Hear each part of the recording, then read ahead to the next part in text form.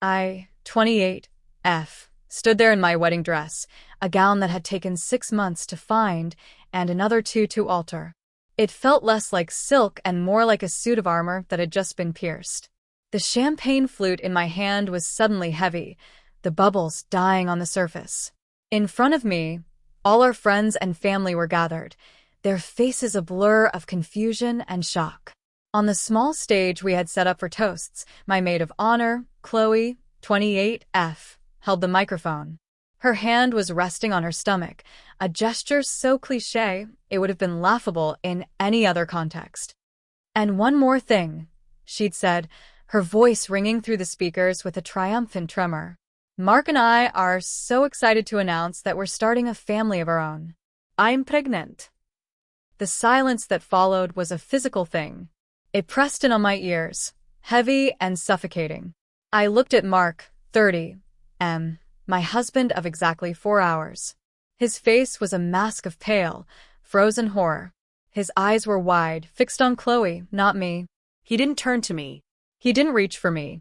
He just stared at her, and in that moment I knew. It wasn't a lie.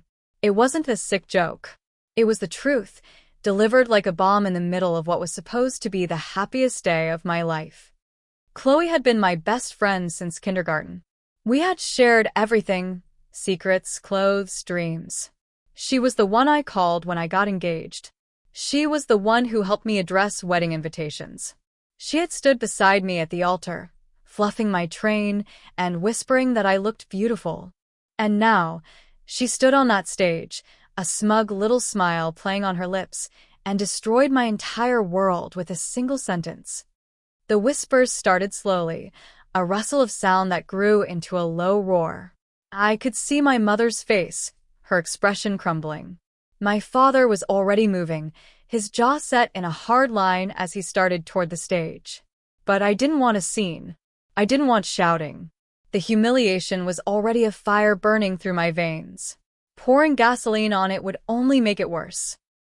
I set my champagne flute down on a nearby table with a deliberate, steady hand. The small click of glass on would seem to echo in the sudden quiet. I turned to Mark. His eyes finally met mine, and they were filled with a pathetic sort of pleading.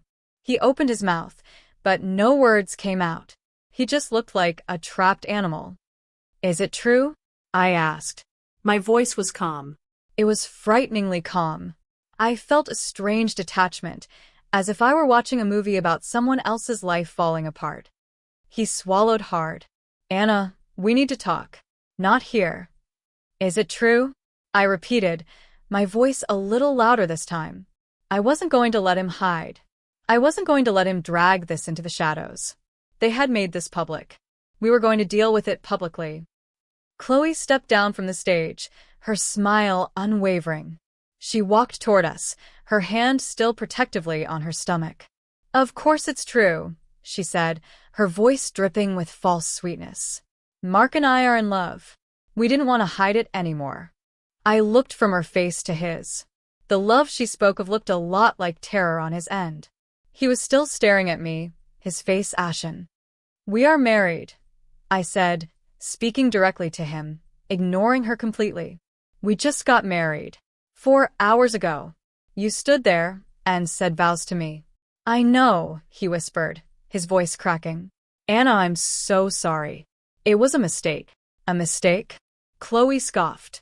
She moved to stand beside him, trying to slip her arm through his. He flinched away from her touch, a small, involuntary movement that I registered with cold clarity. "Our baby is not a mistake, Mark. Tell her." He wouldn't look at her. He couldn't look at me. His eyes darted around the room, at the dozens of faces now openly staring, judging, and whispering. His mother, Eleanor, was suddenly there, appearing at his side as if by magic. She put a hand on his arm, her expression a strange mix of disappointment and resolve. "This is not the time or the place," Eleanor said, her voice low and firm. She looked at me, and there was no sympathy in her eyes. There was only annoyance, as if I were the one who had created this deeply inappropriate scene. "We will sort this out as a family. Privately." The word family felt like a slap. Was I part of this family she was talking about?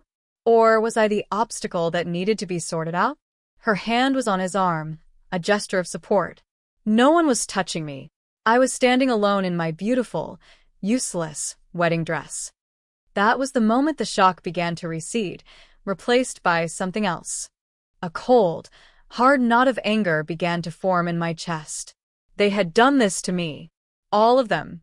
Chloe with her malicious announcement, Mark with his betrayal, and Eleanor with her immediate attempt to control the narrative, to protect her son at my expense. I looked at Chloe's smug face, at the triumphant gleam in her eyes. She thought she had won. She thought she had backed me into a corner, humiliated me so thoroughly that I would just crumble. She thought I would make a scene, cry, scream, and prove to everyone that I was the hysterical, unstable one. She was wrong. I took a deep breath. I turned away from Mark and his mother. I walked over to the microphone that Chloe had left on the stand. I picked it up. The feedback squealed for a second before I adjusted it. The room fell silent again, every eye on me. I could feel their pity, their morbid curiosity. "I'd like to thank you all for coming," I began, my voice steady and clear. "It seems our celebration has come to an unexpected end. I apologize for that." I paused, letting the words hang in the air. I looked directly at Chloe. Her smile had faltered slightly. She hadn't expected this. She had expected tears. "I have just learned, along with all of you, that my husband and my maid of honor are expecting a child together," I continued. "I wish them all the best. As for the rest of the evening, please feel free to enjoy the food and the open bar. My parents and I paid for it, after all.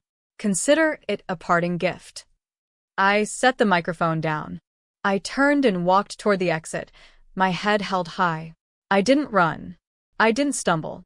I walked with a purpose I hadn't felt an hour ago. Behind me, I heard Mark call my name, his voice desperate. I heard his mother hiss at him to stay put. I didn't look back.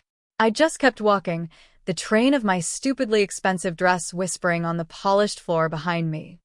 The cold night air hit me as I pushed open the doors to the venue. It was a shock to my system, a welcome jolt of reality. I was standing in the parking lot, in my wedding dress, completely and utterly alone. The life I had planned, the future I had believed in, had just been detonated. But as I stood there, shivering in the darkness, I made a promise to myself. I would not be the victim in this story. They had started a war. I was going to finish it. My best friend, Sarah, found me a few minutes later. She was one of my bridesmaids, and her face was a mess of tears and fury. She wrapped her arms around me, pulling a shawl from her shoulders and draping it over mine. "I am going to kill her," Sarah seethed, her voice a low growl. "And him. Both of them. How could they do this, Anna? How could they?" I didn't answer.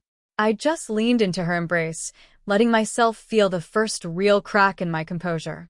A single tear traced a path down my cheek. I wasn't going to cry, not really. It felt more like a leak, a release of pressure. "What do we do?" she asked, her voice softening. "Where do you want to go?" "Home," I said, but the word tasted wrong. The apartment I shared with Mark wasn't home anymore. It was a crime scene. "Your place. Can I go to your place?" "Of course," she said immediately. "Let's get you out of this dress and out of here." As we walked toward her car, Mark came running out of the venue. He was alone this time. His face was blotchy, and his eyes were red. "Anna, wait. Please," he called out, jogging to catch up with us. Sarah stepped in front of me, a protective barrier. "You need to leave her alone, Mark," she said, her voice dangerously quiet. "I need to talk to my wife," he insisted, trying to look past her at me. "Anna, please. Let me explain." "Explain what?" I asked, my voice flat. "Explain how you cheated on me? Or explain how you got my best friend pregnant? Which part needs clarification?" "It's not what you think," he said, his words tumbling out in a desperate rush. "Chloe. She's twisting things. It happened once. One night. I was drunk, I was stupid. I regretted it instantly. I swear." One time, I said, a bitter laugh escaping my lips. You got her pregnant from a one-time mistake? You must be incredibly potent or incredibly unlucky, Mark. Which is it? I don't know, he stammered. She told me a few weeks ago. I was going to tell you. I swear I was. I didn't know how. I didn't want to ruin this. He gestured vaguely back at the building, at our ruined wedding. The irony was so thick I could have choked on it. You didn't want to ruin this, I repeated slowly. So, you let me walk down the aisle. You let me say my vows. You let me believe we had a future, all while knowing this. Knowing she was pregnant with your child. I love you, he pleaded, his eyes welling up with tears. That's real. Everything we have is real. This was a mistake. A horrible, terrible mistake. We can get through this. I know we can. I looked at him, at this man I thought I knew, this man I had promised to love for the rest of my life. And I felt nothing. The love I had for him had been scorched out of existence in the last hour. All that was left was a cold, empty space. No, Mark, I said, my voice final. We can't. There is no we anymore. Sarah opened her car door for me. I got in without another word, pulling the ridiculous layers of my dress in after me. As she drove away, I saw him in the rearview mirror, standing alone in the parking lot, a pathetic figure under the pale glow of a street lamp. He looked broken. Good. It was a start. The drive to Sarah's apartment was silent. I stared out the window at the passing city lights, feeling numb. The adrenaline had worn off, leaving behind a deep, hollow ache. When we got to her place, she helped me out of the car and up the stairs. The dress was a clumsy, heavy burden. It felt like I was carrying the weight of my failed marriage on my back. Once inside, Sarah helped me unzip the dress. I stepped out of it and let it pool on the floor, a heap of white silk and broken dreams. She handed me a pair of sweatpants and a t-shirt. They were soft and comforting. I went into the bathroom and scrubbed the makeup off my face, watching as the happy bride I had been that morning disappeared down the drain, replaced by a pale, grim-faced stranger. When I came out, Sarah had a glass of wine waiting for me. I took it and sat on her couch, pulling a blanket around my shoulders. His mother, I said suddenly, the memory of Eleanor's face flashing in my mind. She wasn't surprised. Not really. She was just annoyed. Sarah nodded grimly. I saw that too. She went straight to him. Her first instinct was to protect him, not to find out if you were okay. She's always loved Chloe more than me, I said, thinking back over the years. The little comments, the favorable comparisons, the way she would light up when Chloe came to visit. I had always dismissed it as me being sensitive, paranoid. Now I saw it for what it was. Eleanor is a piece of work, Sarah said, sipping her own wine. She probably knew, or at least suspected. And she didn't say a word. The thought was chilling. Had I been living in a world of lies, surrounded by people who were all in on a secret that I was oblivious to? How deep did this betrayal go? What did Chloe say after I left? I asked, needing to know.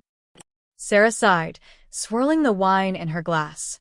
She played the victim, crying about how she was so in love with Mark and how she couldn't bear to see him marry someone else.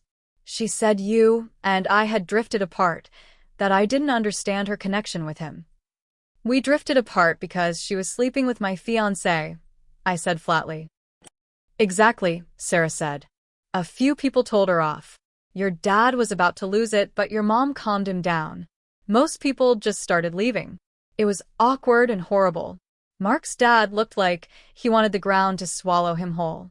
He came over to your parents and apologized before he left.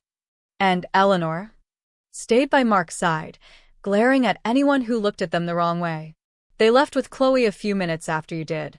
Like a happy little family. The image made me sick. The three of them a united front against me. I took a long drink of wine. The numbness was starting to wear off, and the pain was beginning to seep in. It was a sharp, jagged thing. But underneath the pain, the anger was still there, a pilot light of cold fury. He said it was a one-time thing, I told her. A drunken mistake. Sarah snorted. Do you believe that? No, I said, my voice hard. Not for a second. Chloe's not the type for a one-time mistake. She's a planner. That announcement. That was a calculated move. She timed it for maximum impact. She wanted to humiliate me. She wanted to trap him. And he let her, Sarah added. He's just as much to blame. More even. He was the one engaged to you. She was right. I had been so focused on Chloe's betrayal, the sting of my best friend's treachery. But Mark was the one who had made vows to me. He was the one who was supposed to love and protect me. He had stood by and let this happen. He had actively participated in it. I spent the next few days in a fog at Sarah's apartment. My phone was a constant barrage of texts and missed calls. Some were from friends and family, offering support. Many were from Mark, a pathetic series of pleas and apologies. I ignored them all. I blocked his number. I blocked Chloe's. I blocked Eleanor's. I needed silence. I needed to think. My parents came to see me. They were heartbroken for me, but they were also furious. My father, a man of few words, just hugged me and said, "Whatever you need, you've got it. We'll take care of everything." My mother was more practical. "We need to call a lawyer, Anna," she said, her voice firm. "You need to protect yourself. The apartment, the joint accounts. You can't let them take anything else from you." She was right. The practicalities of the situation were a welcome distraction from the emotional wreckage. It gave me something to focus on, a checklist of tasks to complete. Cancel the honeymoon. Call the bank. Find a lawyer. Sarah helped me with everything. She made the calls, she screened my messages, she made sure I was eating. She was my rock. She was the sister Chloe had only pretended to be. One evening, a few days after the wedding that wasn't, I was sitting on Sarah's laptop, starting the painful process of untangling my life from Mark's. I logged into our joint bank account, the one we had set up to save for a house. I was expecting to see the usual balance, the money we had so carefully saved over the past 2 years. My breath caught in my throat. The balance was much lower than it should have been. Thousands of dollars were missing. My heart started to pound. I clicked on the transaction history, my hands shaking. I scrolled back, month by month, and then I saw it. A series of regular transfers. Not to a company, but to a person. To Chloe. They started small, a few $100s here and there. But over the past 6 months, the amounts had grown larger, more frequent. There was a transfer for $5,000 just 2 weeks ago. The description simply said, "For the baby." The cold fury I had felt on my wedding night came rushing back, stronger than ever. This wasn't a one-time mistake. This was a long-term affair. He hadn't just been sleeping with her. He had been supporting her. With my money. With our money. The money I had worked so hard for. The dreams I had invested in our future. He had been stealing it and giving it to her. "Sarah," I called out, my voice tight. "You need to see this." She came over and looked at the screen over my shoulder. Her gasp was sharp. "Oh, Anna. No." "It's been going on for months," I said, the words feeling like ice in my mouth. "He's been lying to me this whole time. Every day. He would kiss me goodbye in the morning and then send her our money." "This is more than just cheating," Sarah said, her voice low and angry. "This is theft. This is a conspiracy." She was right. It was a conspiracy. They had planned this. They had been building a life together behind my back, using my resources to fund it. The baby wasn't an accident that had trapped them. The baby was part of the plan. A plan to secure Mark, to secure his future, and to push me out of the picture with as much damage as possible. The pieces started to click into place. The way Chloe had been so smug. The way Eleanor had been so quick to manage the situation. They were all in on it. Maybe not the affair itself, but they were prepared for the fallout. They had their story straight. Mark was the remorseful fool who made a mistake. Chloe was the heartbroken other woman, forced to fight for her love. And I was the obstacle, the wife to be disposed of. But they had underestimated me. They thought I would break. They thought I would be a mess of tears and recriminations. They never imagined I would fight back. I printed out the bank statements, every single page. I highlighted every transfer to Chloe. The evidence was undeniable. It was a timeline of their betrayal, written in dollars and cents. I have a lawyer, I told Sarah, my voice filled with a newfound resolve. I'm calling her tomorrow. But this isn't just going to be a divorce. This is going to be a reckoning. The next morning, I met with the lawyer my mother had recommended. Her name was Ms. Davies, and she was a sharp, no-nonsense woman in her 50s. I laid out the story for her, from the public announcement at the wedding to the bank statements I had printed out. I didn't cry. I presented the facts calmly and clearly. She listened patiently, her expression unreadable. When I was finished, she looked at the highlighted bank statements. "This is very clear," she said, her voice crisp. "Financial infidelity. It will be very helpful in the divorce proceedings. We can argue for a division of assets that is heavily in your favor to compensate for this dissipation of marital funds." "I want more than that," I said. "I want to make sure he understands what he did. And her. I want them to face consequences." Ms. Davies gave me a small, knowing smile. "Consequences can be arranged. The first step is to file for divorce on grounds of adultery. We'll serve him the papers. That will get his attention. Then, we begin negotiations. With this evidence," she tapped the bank statements, "we are in a very strong position." Leaving her office, I felt a sense of power I hadn't felt in a long time.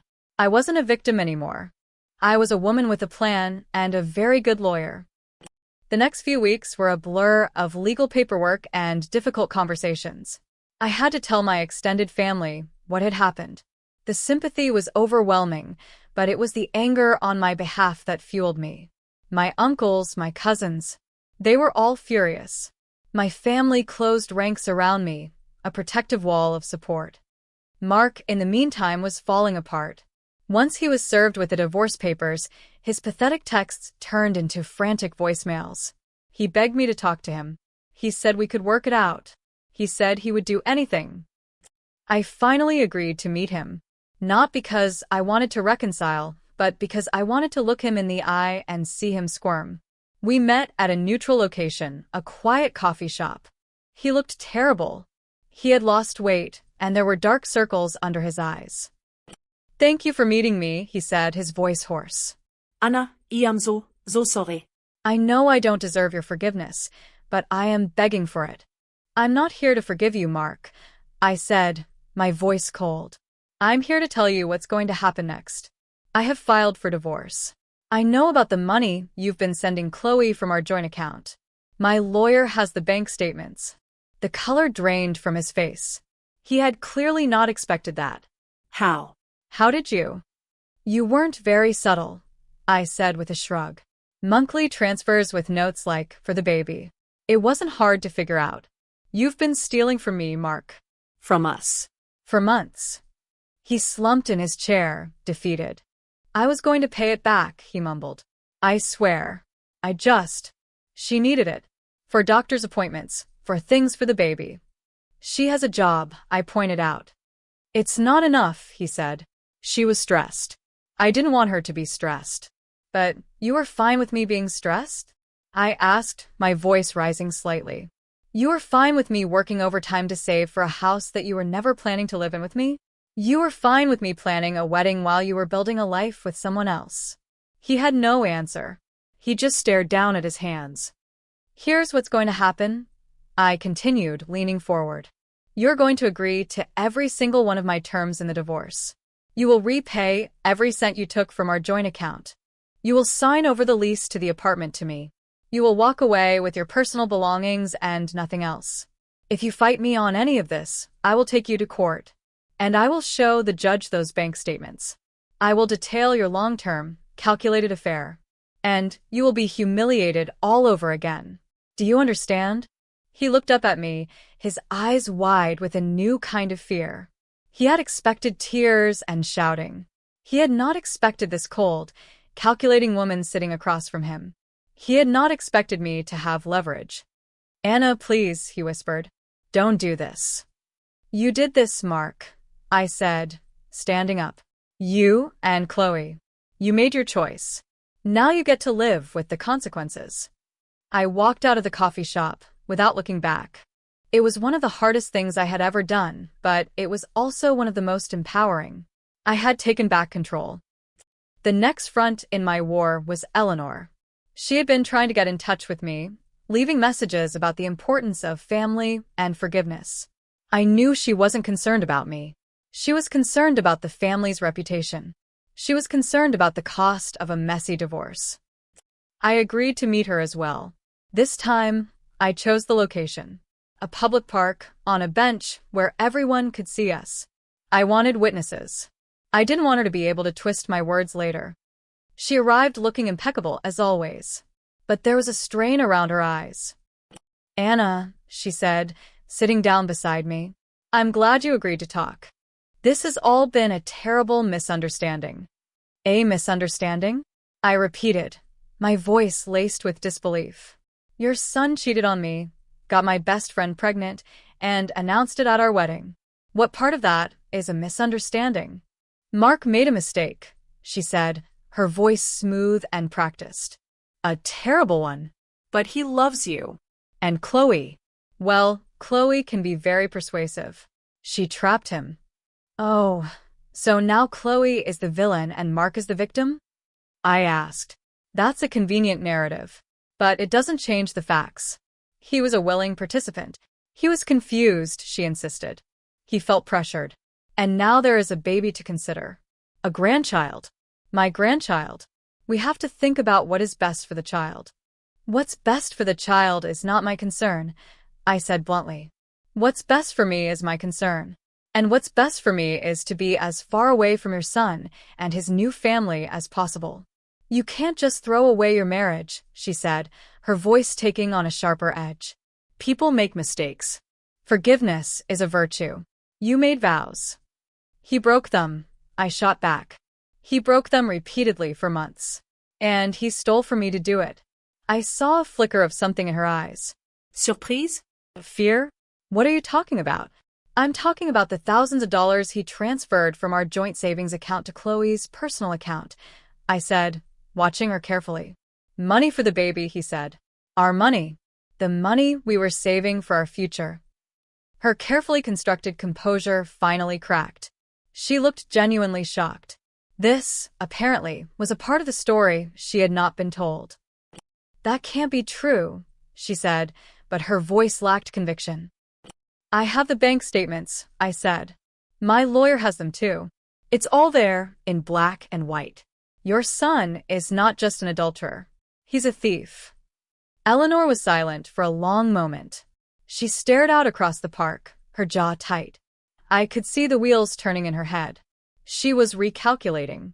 Her son's narrative of being a remorseful victim had just been blown to pieces.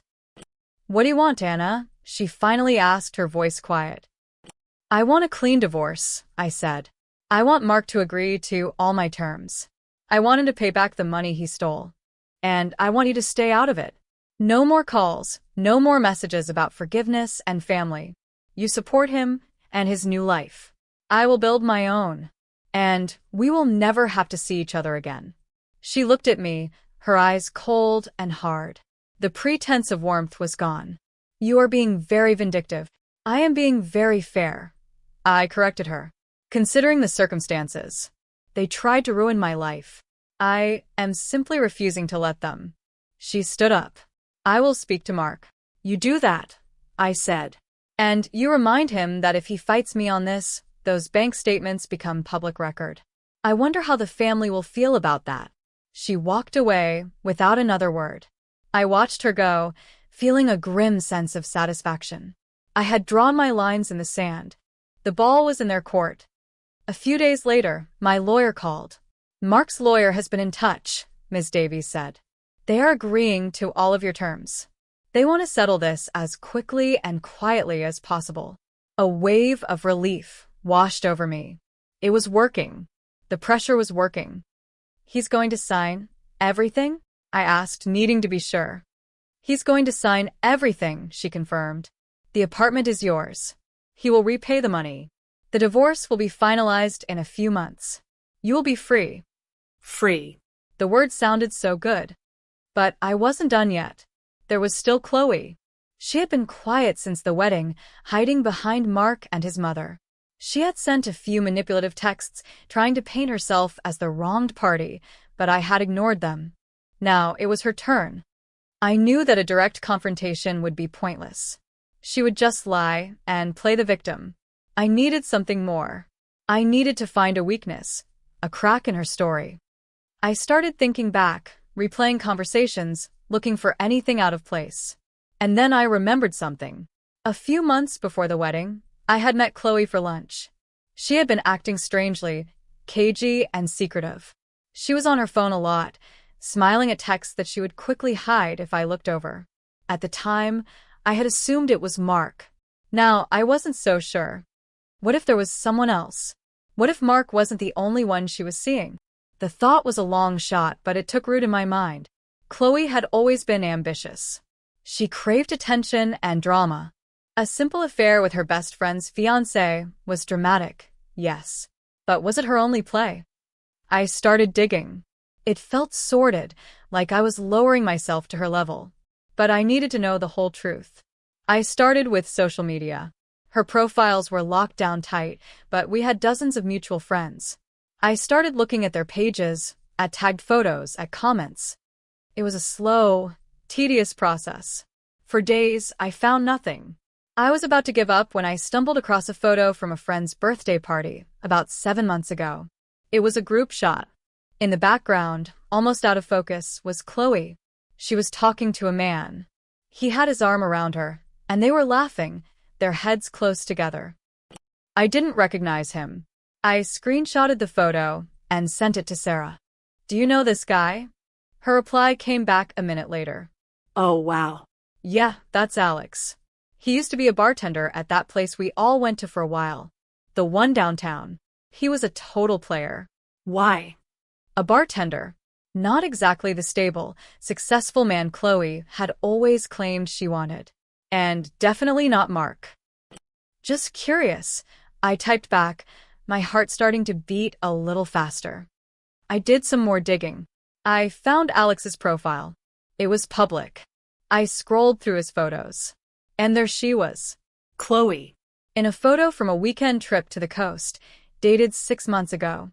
The same weekend she had told me she was visiting her sick aunt. They weren't hiding it. They weren't being particularly careful. I just hadn't been looking. I kept scrolling. I found comments from her on his photos, little inside jokes, heart emojis.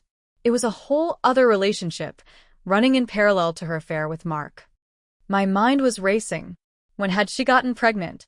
When did the affair with Mark really start? I thought back to his pathetic confession. It happened once. One night, he had been lying about the duration. I knew that from the bank statements. But what if he was telling the truth about it starting later than I thought? I pulled up the bank statements again. The first transfer to her was about 5.5 months ago. It was for a small amount, labeled loan. The larger transfers, the ones for the baby, started about 3 months ago. Chloe had announced she was pregnant at the wedding. Most people don't announce a pregnancy until they are at least 3 months along. So, let's say she was 3, maybe 4 months pregnant. That would mean she conceived around the time the larger payments started. But the photos with Alex, the bartender, were from 6 and 7 months ago. She was with him before the money from Mark started flowing. A new, audacious thought began to form in my mind. What if the baby was a Mark's? It seemed impossible. It was too convoluted, too cruel. But with Chloe, anything was possible. She wanted security. Mark had a good job, a stable future, a family with money. Alex the bartender did not. What if she had gotten pregnant by Alex and pinned it on Mark? Mark was the better prospect. He was the prize she had been trying to steal from me all along. The baby was just her leverage. It was a theory, a wild one, but I needed proof. How could I get it? I couldn't exactly ask for a paternity test, but maybe I didn't need one. Maybe all I needed was to plant a seed of doubt. I thought about Alex. He seemed like the type who wouldn't want to be tied down. If he knew Chloe was pregnant and trying to pass the baby off as someone else's, would he stay quiet? Or would he be angry enough to expose her? It was a risk, but I was done playing it safe. I found a way to contact him through a mutual acquaintance. I kept it vague. I just said I was a friend of Chloe's and had something important to talk to him about. He was wary, but he agreed to meet me for coffee. We met at a busy cafe. I didn't want him to feel cornered. He was handsome in a rugged sort of way. He had a confident, easygoing charm. I could see why Chloe would be attracted to him. So, he said, leaning back in his chair, "You're Anna. I've heard about you." "I'm sure you have," I said dryly. "And I've recently learned about you." He raised an eyebrow. "Is that so?" "Chloe and we were a thing for a while. It's over now." "When did it end?" I asked, getting straight to the point. He shrugged. "A few months ago. Things got complicated. She started getting weird, demanding. It wasn't my scene." "Complicated how?" He hesitated, studying me. "Look, I don't want any drama. Whatever is going on with you and her new guy, I'm not involved." "Her new guy is my husband," I said flatly. "And she's pregnant. She announced it at our wedding." His nonchalant expression faltered. He sat up straighter. "Pregnant? Wow. That's Wow. She's telling everyone it's my husband's baby," I said, watching his face carefully. He was quiet for a moment, his eyes distant. He was doing the math. I could see it. "When was the wedding?" he asked. "A month ago." "And she's how far along?" "She says about 4 months." He let out a low whistle. He ran a hand through his hair. "Month. That's a mess." "You were with her 5 months ago, Alex," I said, my voice quiet but firm. "You were with her when she would have gotten pregnant." He looked at me, and I saw a flash of panic in his eyes. No. "No way. We were always careful." "Were you?" I pressed. "Always? Every single time?" "Because she's telling my husband that he's the father, and he's gullible enough to believe her. He's about to blow up his life, his career, his family, for a child that might not even be his." The panic in his eyes was turning to anger. He was realizing that he had been played, too. That he was a loose end in Chloe's grand plan. "She told me she was on birth control," he said, his voice tight. "Chloe tells a lot of people a lot of things," I said. "The question is, what are you going to do about it?" He was silent, his jaw clenched. I had planted the seed. Now I just had to wait and see if it would grow. "I don't owe you anything," he said finally. "You don't," I agreed. "But you owe it to yourself not to be made a fool of. And maybe you owe it to that baby to have a father who isn't a lie." I stood up and put some money on the table for the coffee. "Think about it, Alex." I walked away, my heart pounding. I had no idea if it would work. Alex could decide to do nothing. He could warn Chloe. I had just shown my hand to a complete stranger. But as I walked back to my car, I felt a sense of rightness. I had uncovered the truth. Or, at least, a version of the truth that was far more complex and ugly than I had ever imagined. Chloe hadn't just betrayed me. She had betrayed everyone. She had built her entire plan on a foundation of lies. And I was going to be the one to knock it all down. The next 2 weeks were agonizingly quiet. I finalized the divorce paperwork with my lawyer. I started packing up Mark's things from the apartment. Life was moving forward, but the final chapter of this story had yet to be written. I had no idea if my meeting with Alex had accomplished anything. Then, one evening, I got a call from an unknown number. I almost didn't answer, but something made me pick up. "Hello." "It's Mark." His voice was strained, broken. I had never heard him sound like that before. "What do you want?" I asked, my guard immediately up. "I need to see you," he said. Please. "It's important."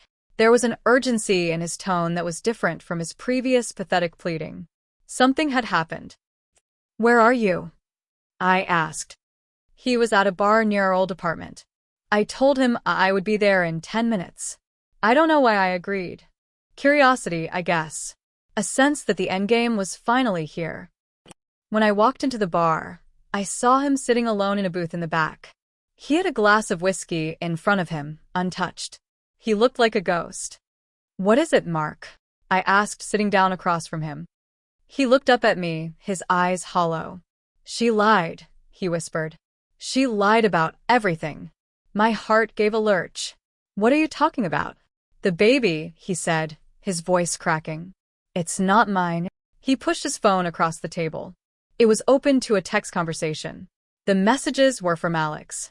They were brutal and direct. "Chloe's pregnant? Funny, so was my girlfriend a few months ago. She told me the baby was mine. You might want to get a paternity test, buddy. The timeline is a little suspicious." There were more messages.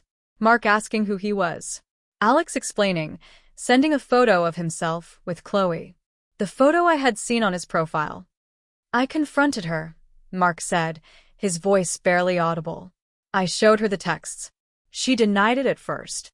She said he was a crazy ex, that he was stalking her. But I kept pushing. And she finally admitted it." He let out a shaky breath.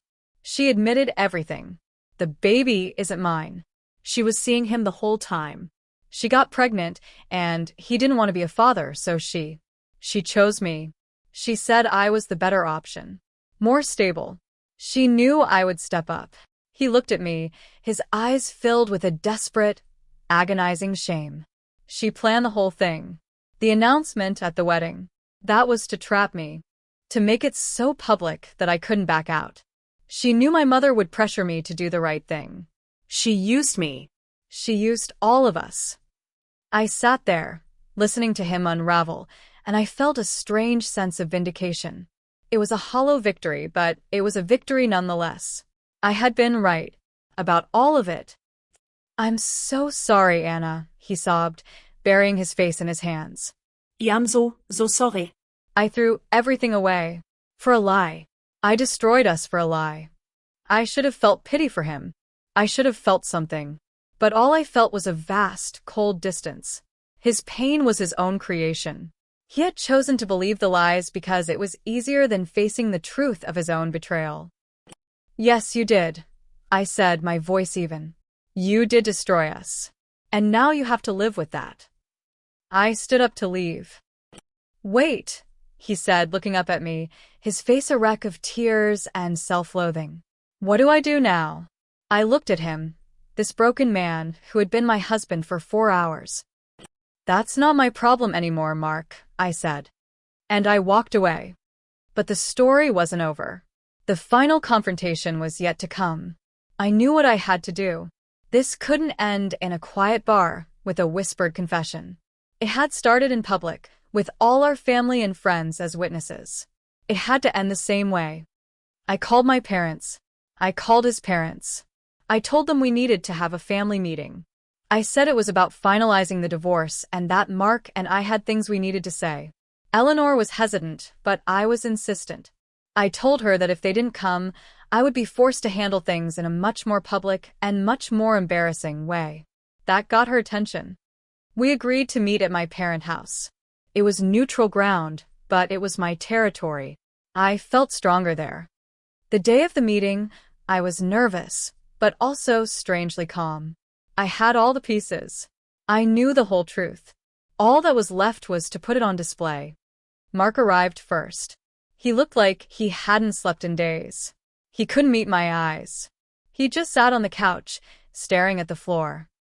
His parents arrived a few minutes later. Eleanor swept in, her face a mask of stern disapproval. His father, Tom, looked tired and sad. My parents, my rock-solid support system, sat with me. The silence in the room was thick with tension. Eleanor spoke first. "All right, Anna. You called this meeting. What is it you have to say?" Her tone was impatient, as if I were wasting her valuable time. I took a deep breath. "I think Mark has something he needs to tell you first." All eyes turned to Mark. He flinched, looking up like a cornered animal. He looked at me, his eyes pleading. I gave him a cold, hard stare. I was not going to make this easy for him. He had made his bed. He could lie in it. He swallowed hard. "Mom." "Dad," he began, his voice trembling. There's There's something you need to know about Chloe. He stumbled through the story, the words catching in his throat. He told them about Alex. He told them about the lies. He told them that the baby, the grandchild Eleanor had been so concerned about, was not his. As he spoke, I watched Eleanor's face. The stern mask crumbled, replaced by a look of pure, unadulterated shock. She stared at her son, her mouth slightly agape. Tom just closed his eyes, a deep sigh escaping his lips. When Mark finished, the room was silent again. "I don't believe it," Eleanor said, her voice a harsh whisper. "She wouldn't do that. You're lying. You're trying to get out of your responsibility." "It's the truth, Mom," Mark said, his voice cracking. "She admitted it to me." "Then she's lying," Eleanor insisted, her denial fierce. "That man is trying to blackmail you. This is a trick." It was almost comical. Even now, faced with the truth from her own son, she was trying to find a way to blame someone else. Anyone else. And that's when the doorbell rang. I had timed it perfectly. "I'll get that," I said, standing up. I walked to the door and opened it. Standing on the porch was Chloe.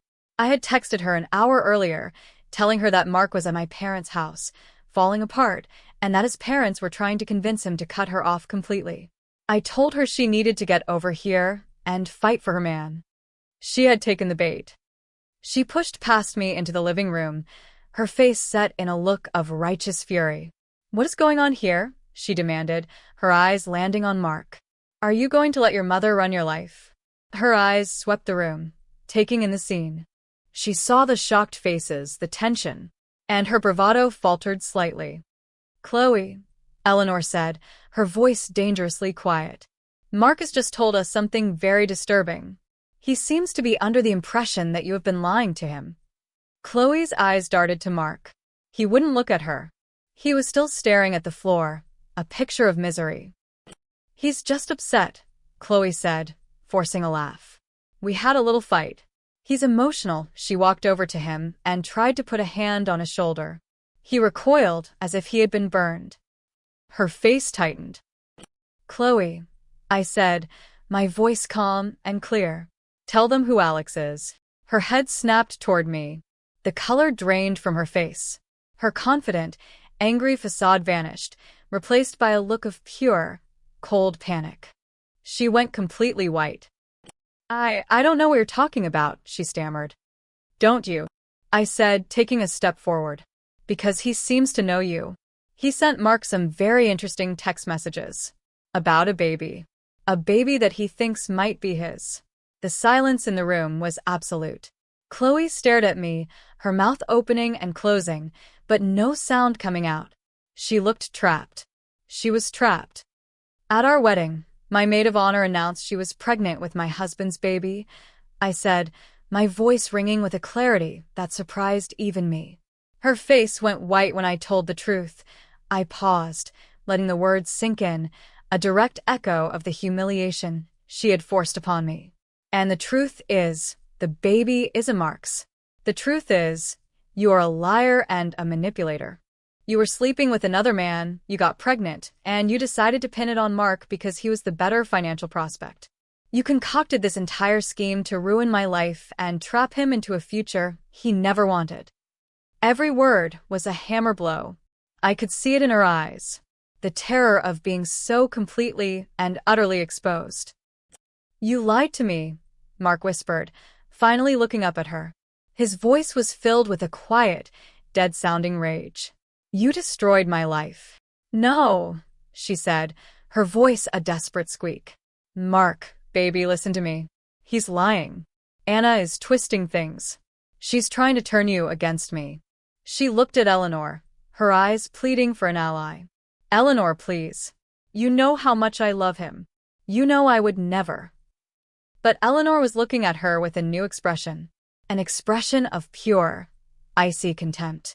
The woman she had championed, the woman she had preferred over me, had just been revealed as a fraud. She had made a fool of them all. "Get out of this house," Eleanor said, her voice trembling with fury. Chloe stared at her, her last hope gone. "Get out," Eleanor repeated, her voice rising to a shout. Now. Chloe stumbled backward, her eyes wide with panic. She looked around the room, at all the hostile faces. There was no sympathy here. No one was on her side. Her carefully constructed world had just been obliterated. She turned and fled, sobbing, out of the house and out of our lives. The room was quiet for a long time after she left. Finally, Tom, Mark's father, stood up. He looked at me, his eyes filled with a deep, profound sadness. Anna, he said, his voice heavy, there are no words to express how sorry I am. For all of this. For what my son has done. For what you have had to endure. He then turned to Mark. As for you, he said, his voice hard as steel, you have brought a shame upon this family that I never thought possible. You will fix this. You will give Anna everything she wants. And then you will figure out how to live with yourself. Because right now, I am not sure I can even look at you. He and Eleanor left without another word to their son. Mark sat on the couch, a broken man. My parents, ever gracious, quietly left the room to give us a moment. I looked at him, at the wreckage of our life together. I didn't feel triumph. I didn't feel joy. I just felt empty and tired. So incredibly tired. It's over, Mark, I said quietly. He nodded, not looking at me. I know. Sign the papers, I said. And then I never want to see you again. He didn't argue. In the weeks that followed, the divorce was finalized quickly and cleanly. Mark signed everything, just as he had promised. The apartment was mine. The money he had stolen was repaid. He moved out of the city, away from the shame and the whispers. I heard from a mutual acquaintance that he was living in a small apartment, working a dead-end job. He had lost everything. Chloe disappeared completely. I heard she had her baby, a little boy. Alex, to his credit, stepped up and demanded a paternity test. It confirmed he was the father. I don't know what happened to them after that. I didn't care to find out. They were ghosts from a life I no longer lived. Eleanor tried to reach out once, a few months later. She sent a card with a vaguely apologetic message about her own poor judgment. I threw it in the trash without a second thought. My life, on the other hand, began to rebuild itself. I redecorated the apartment, exorcising the memories of Mark. I filled it with new furniture, new colors, new life. It was my space, truly and completely. I focused on my work and I excelled. I traveled with Sarah. We went on the honeymoon I was supposed to have with Mark, and we had a wonderful time. Slowly, day by day, the anger and the pain began to fade. They were replaced by a quiet strength I never knew I had.